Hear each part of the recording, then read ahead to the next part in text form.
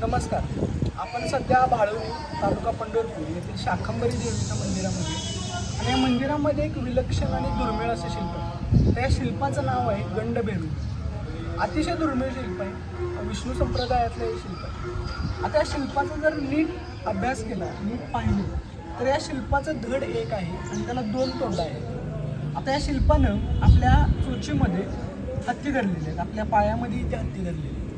तर हे शिल्प हे सामर्थ्याचं प्रतीक आहे. पण हे शिल्प म्हणजे नक्की काय आहे, याचा इतिहास काय हे आपण जाणून घेऊ. थोडंसं पूर्वी गेलं तर हिरण्यकश्यपू नावाचा एक राजा होता.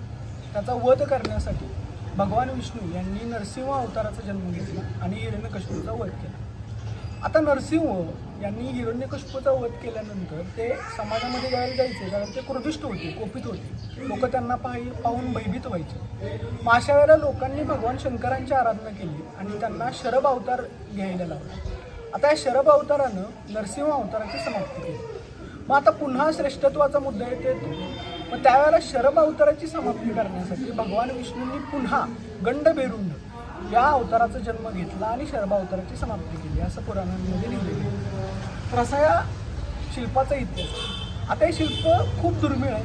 बहुतांश ठिकाणी आपल्याला हे शिल्प आढळत नाही. जर तुम्ही कधी सिंहगडावर गेलात तर त्या ठिकाणी राजाराम महाराजांची जी समाधी आहे त्या ठिकाणी तुम्हाला हे गंडभेरुंड हे शिल्प दिसतं. हे शिल्प हे सामर्थ्याचं प्रतीक आहे, प्रबळतेचं प्रतीक आहे आणि ताकदीचं प्रतीक आहे. यासाठी हे शिल्प वापरलं जातं.